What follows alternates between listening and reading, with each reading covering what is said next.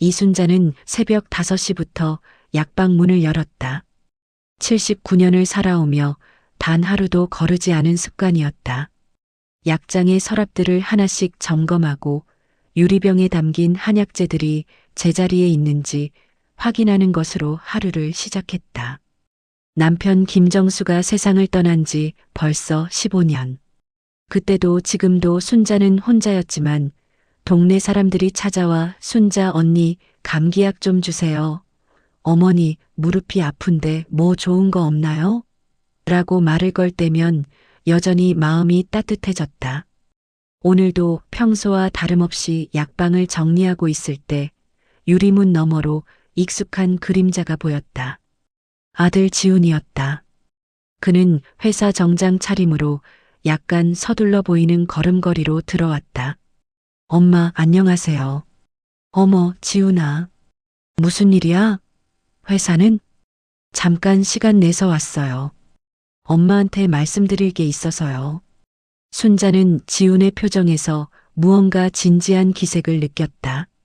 평소 같으면 약방일로 바쁘다며 금세 나가곤 했는데 오늘은 달랐다. 엄마, 요즘 어떠세요? 혼자 지내시는 게 괜찮으세요? 뭔 소리야? 나 혼자 잘 지내고 있다. 약방도 잘하고 있고, 그래도 걱정이 돼요. 며칠 전에 미정이가 그러는데 엄마가 병원에 자주 가신다면서요? 혈압약도 드시고 계시고. 순자는 잠시 말을 멈췄다. 사실 최근 들어 몸이 예전 같지 않았다. 계단 오르내리기가 힘들어지고 가끔 어지럽기도 했다. 하지만 아들 앞에서 약한 모습을 보이고 싶지 않았다. 그건 나이 들면 당연한 거야. 별일 아니야. 지우는 어머니의 손을 살며시 잡았다. 엄마, 그래서 제안이 있어요. 우리 같이 며칠 여행 다녀와요.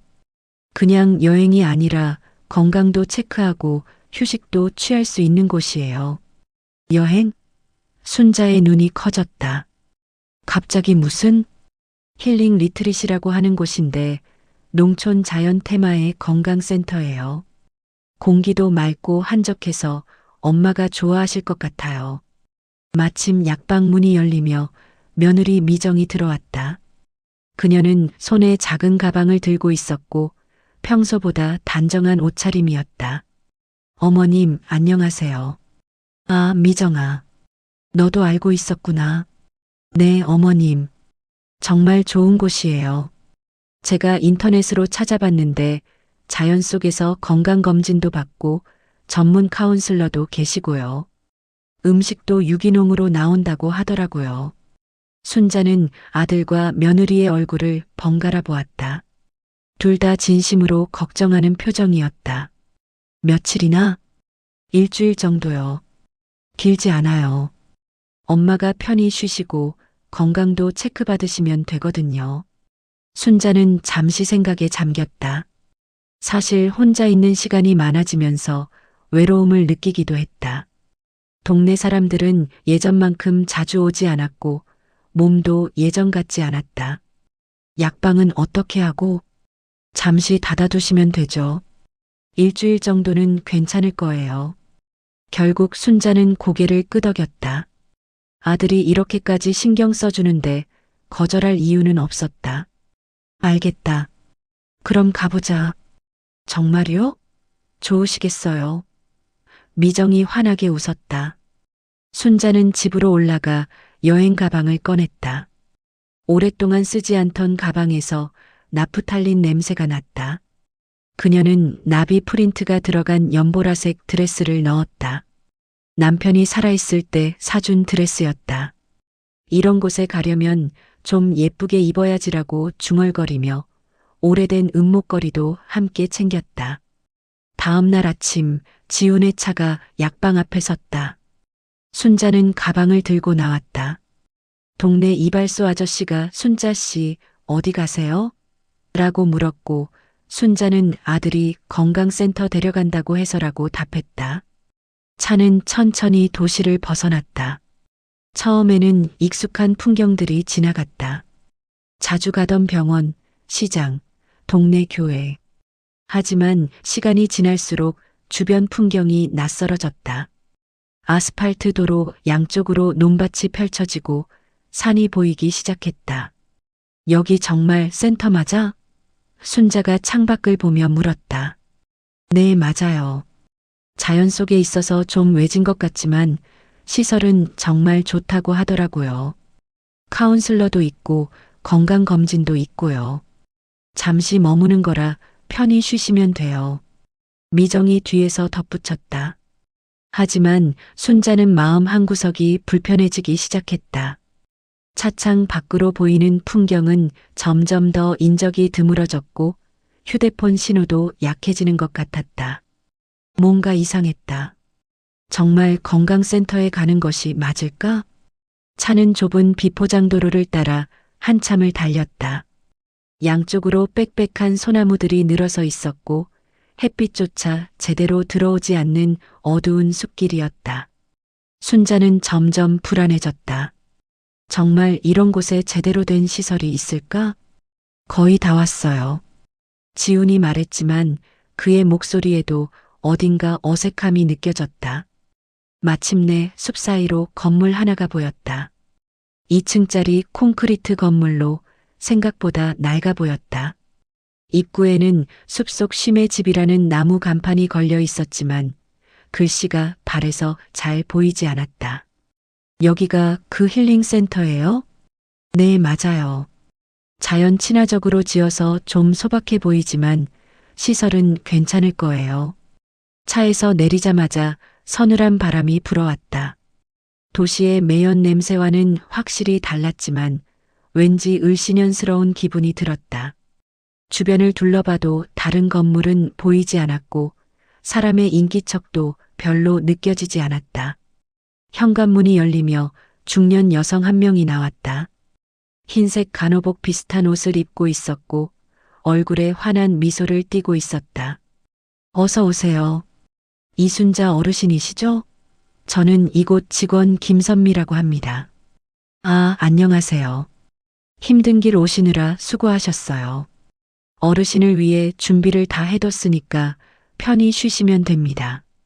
선미의 말투는 부드러웠지만 순자는 뭔가 어색함을 느꼈다. 마치 대본을 읽는 것 같은 느낌이었다. 그럼 저희는 이만 가볼게요. 지훈이 말했다. 너희는 안 들어와? 저희는 서울로 돌아가야 해요. 엄마 혼자서 편히 쉬세요. 잠깐만, 그럼 나 혼자 여기서? 미정이 순자의 손을 잡았다. 어머님, 걱정 마세요. 여기 직원분들이 잘 돌봐주실 거예요. 일주일 후에 다시 데리러 올게요. 순자는 당황했다.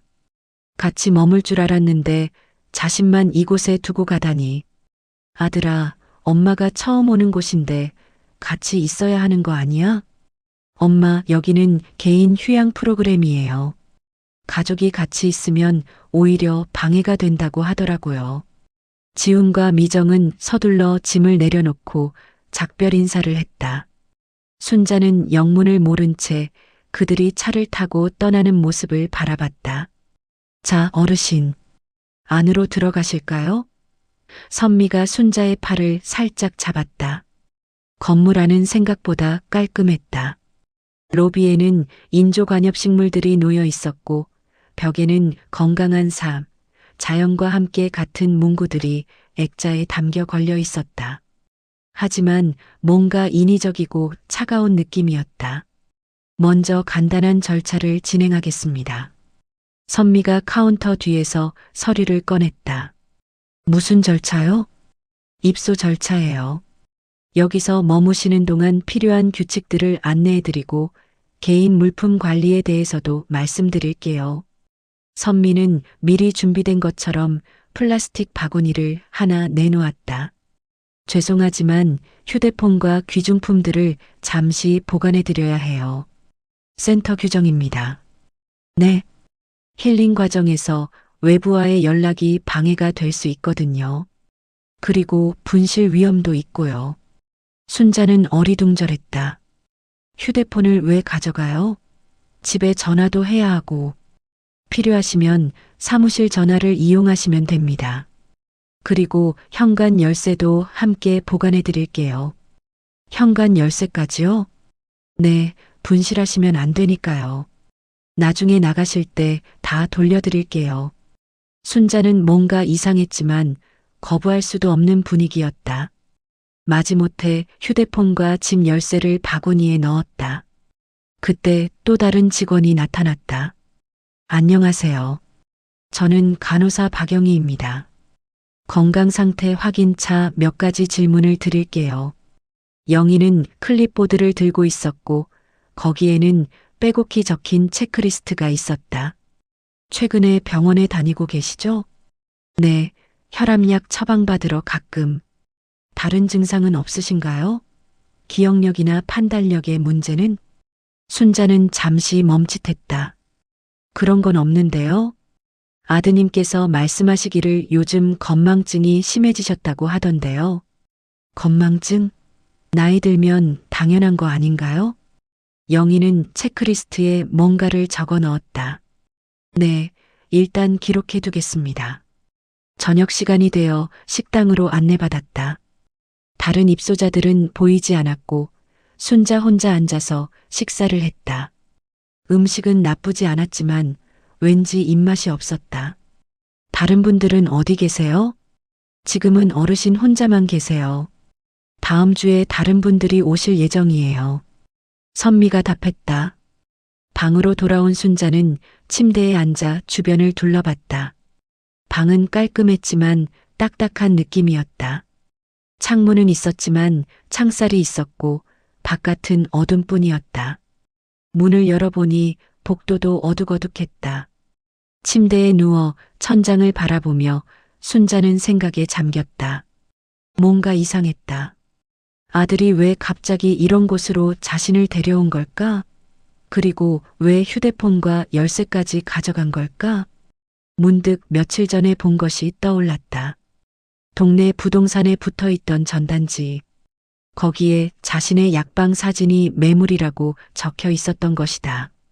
그때는 실수라고 생각했는데 지금 생각해보니 이상했다.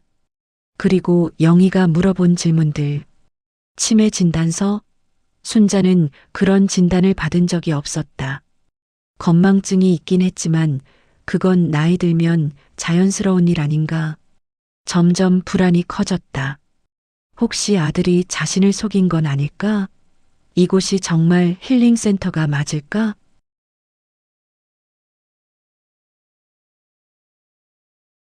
밖에서는 바람 소리만 들렸다. 순자는 잠들 수 없었다.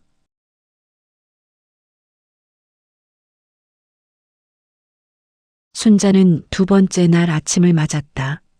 잠을 설쳤던 탓에 몸이 무거웠고 어제부터 계속 머릿속을 맴도는 의문들 때문에 식욕도 없었다. 아침 식사 시간에도 여전히 혼자였다. 다른 입소자는 정말 없는 것 같았다. 어르신, 오늘 오후에 건강 상담이 있어요.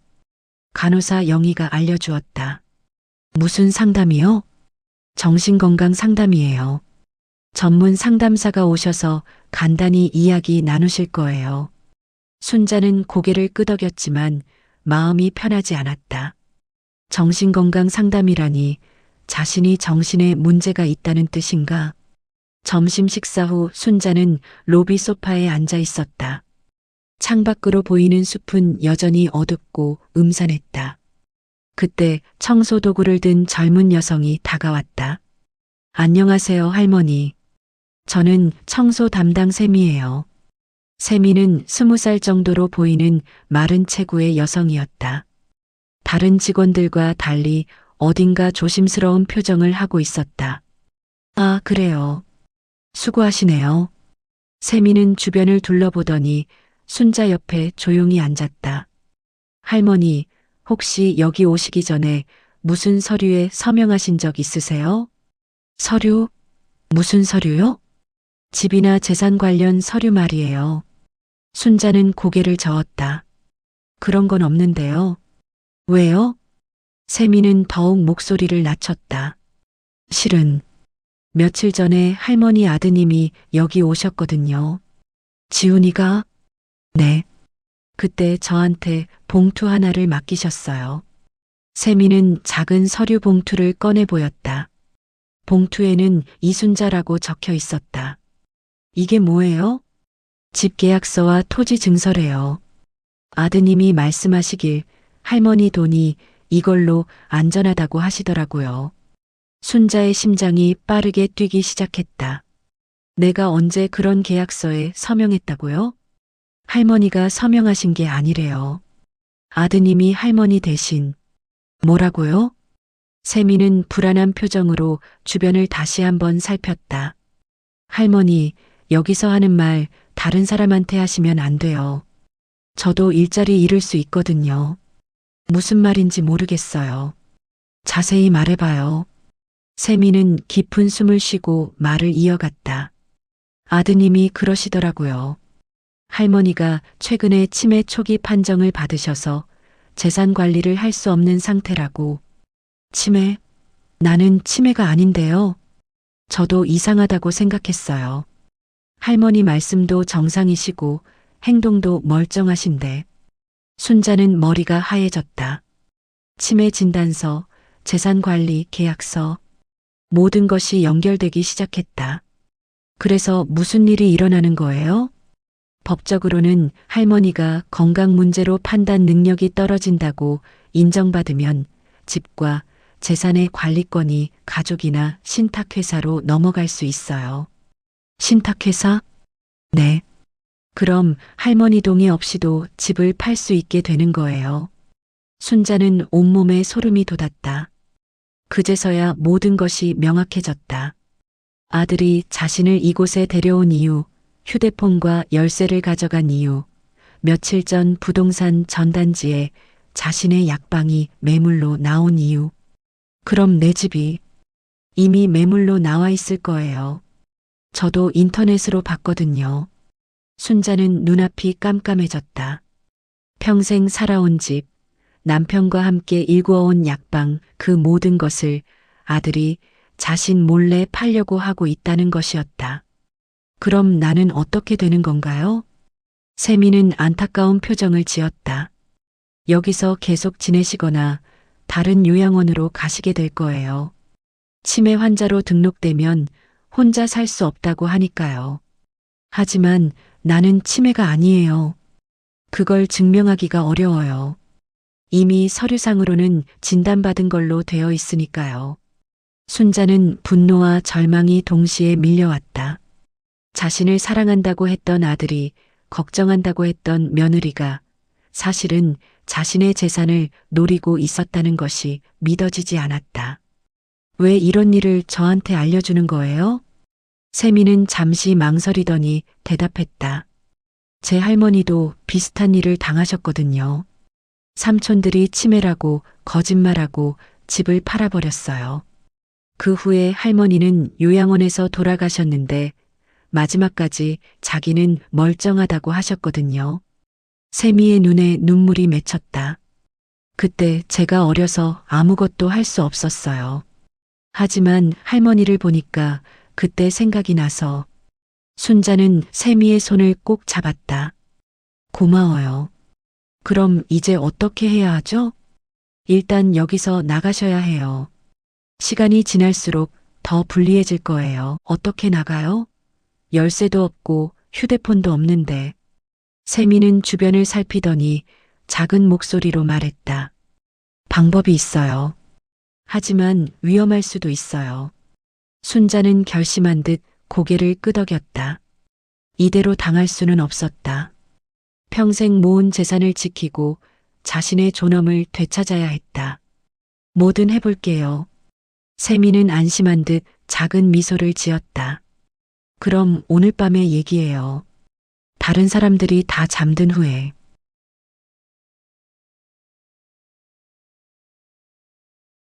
밤 11시, 복도는 조용했다.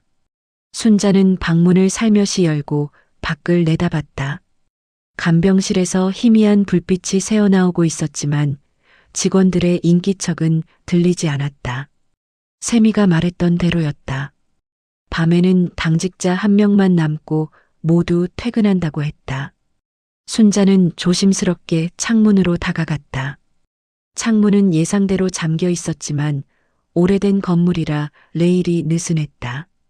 세미가 알려준 대로 창틀을 위아래로 흔들어 보니 조금씩 움직였다.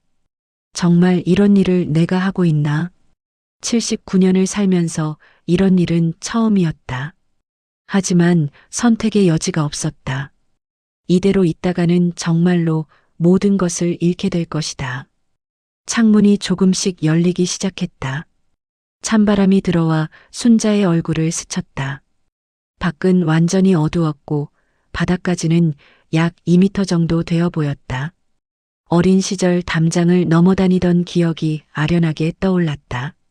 순자는 먼저 다리를 창밖으로 내밀었다. 몸이 예전 같지 않아 균형을 잡기 어려웠다. 손으로 창틀을 꽉 잡고 조심스럽게 몸을 밖으로 내보냈다. 한 손, 한 발씩 차례대로. 제발 떨어지지 말자. 마침내 창에 매달린 채로 발끝이 바깥 난간에 닿았다. 다행히 1층이라 그리 높지 않았다. 순자는 눈을 꽉 감고 손을 놓았다. 으윽! 착지하는 순간 오른쪽 발목에 날카로운 통증이 왔다.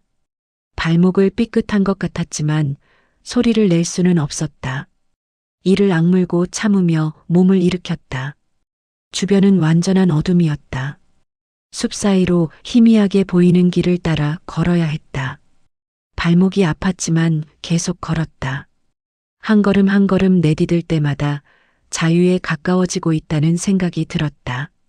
할머니, 뒤에서 작은 목소리가 들렸다. 샘이었다. 그녀가 작은 손전등을 들고 뛰어왔다. 괜찮으세요? 발목을 좀 다쳤지만 괜찮아요. 세미는 순자의 팔을 부축했다. 제가 도와드릴게요. 큰 길까지 나가야 해요. 둘은 어둠 속에서 조심스럽게 걸었다. 나뭇가지에 옷이 걸리고 돌부리에 발이 걸리기도 했지만 순자는 포기하지 않았다. 약 30분을 걸어서 마침내 포장도로가 보였다. 여기서 택시를 잡으실 수 있을 거예요. 고마워요, 세미야. 너 때문에 살았어요. 세미는 순자의 손에 작은 봉투를 쥐어주었다. 할머니 약방 사진이에요. 아드님이 버리려던 걸 제가 주워뒀어요. 봉투 안에는 약방 간판 사진과 남편과 함께 찍은 옛 사진이 들어 있었다. 순자의 눈에 눈물이 맺혔다. 정말 고마워요. 곧 택시 한 대가 나타났다. 순자는 손을 들어 택시를 세웠다. 어디로 가시겠어요? 택시 기사가 물었다. 도시로요. 제 약국 앞까지 가주세요. 순자는 떨리는 손으로 사진을 보여줬다. 택시 기사는 조용히 고개를 끄덕였다. 멀리 가시는군요.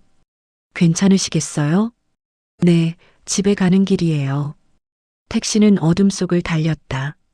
창밖으로 지나가는 풍경들이 점점 익숙해졌다. 도시의 불빛들이 보이기 시작하고 아는 건물들이 하나둘 나타났다. 순자는 안도의 한숨을 쉬었다. 1시간 반 만에 약방 앞에 도착했다. 하지만 순자가 본 광경은 충격적이었다. 약방 앞에는 새 것처럼 반짝이는 철문이 설치되어 있었고 초인종도 완전히 다른 것으로 바뀌어 있었다. 매물 딱지가 크게 붙어 있었다. 순자는 떨리는 손으로 주머니를 뒤졌다. 하지만 열쇠는 센터에서 빼앗겼다. 어떻게 들어가야 할까? 옆집 철물점 아저씨가 나왔다. 순자 씨? 어떻게 여기 계세요?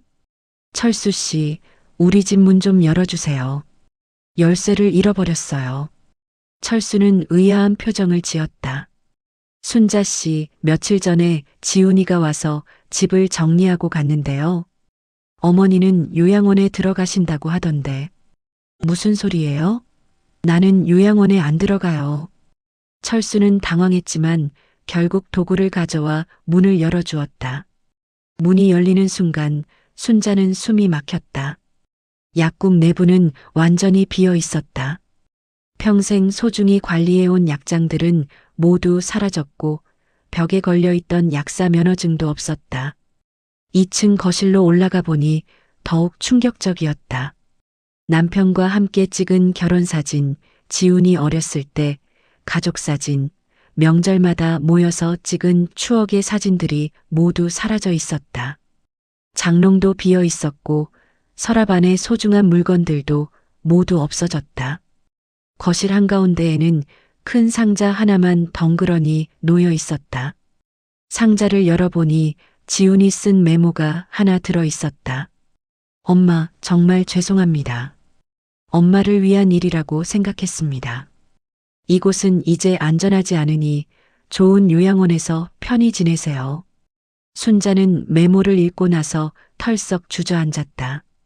그제야 모든 것이 명확해졌다. 아들은 자신을 단순히 보호하려던 것이 아니었다. 자신의 존재 자체를 지우려고 했던 것이다. 기억을 지우고 집을 지우고 평생의 흔적을 모두 지워버리려 했던 것이다. 순자는 빈 집안에서 홀로 앉아 눈물을 흘렸다. 하지만 이제 포기할 수는 없었다.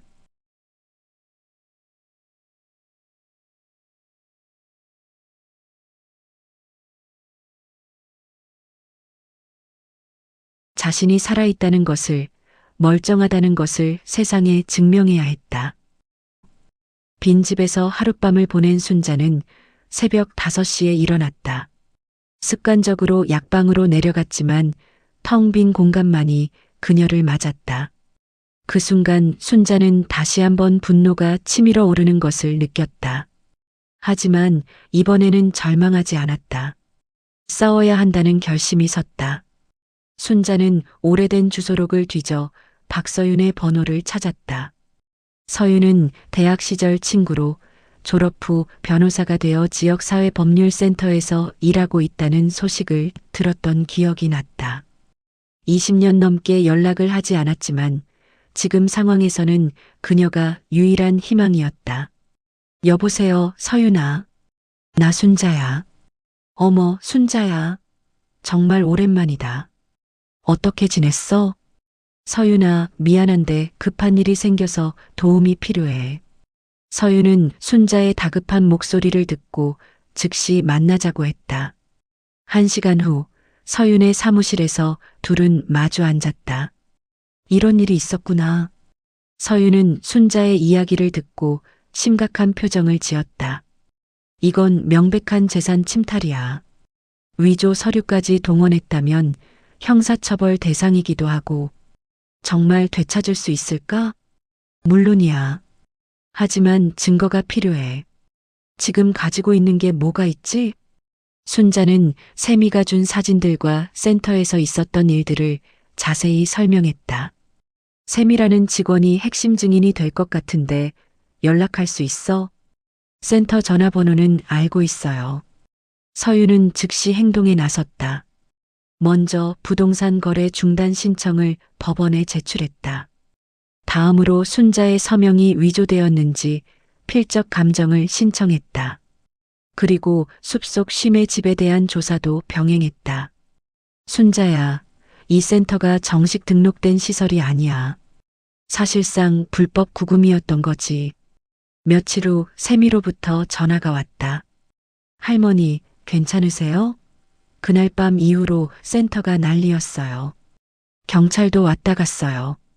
세미야, 미안해. 너 때문에 문제 생긴 거 아니야? 아니에요. 어차피 그만두려고 했었어요. 그리고 할머니를 도울 수 있어서 오히려 다행이에요. 세미는 순자를 위해 중요한 증거들을 모아두었다고 했다. 지훈이 센터 직원들과 나눈 대화 녹음, 위조된 서류 사본, 그리고 다른 입소자들의 비슷한 사례들까지. 다른 분들도 비슷한 일을 당했어요. 가족들이 치매라고 거짓말하고 재산을 뺏어간 경우가 몇 건 더 있어요. 서윤은 이 정보들을 바탕으로 집단 소송을 준비하기 시작했다. 한 달 후 첫 번째 법정 심리가 열렸다.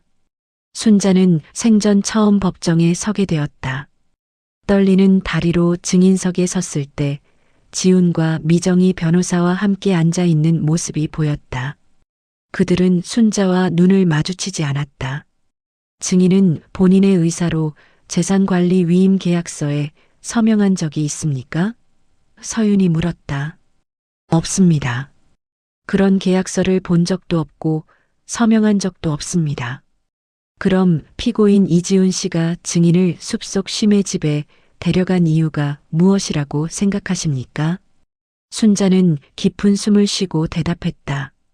저를 격리시켜서 재산을 처분하려고 했던 것 같습니다.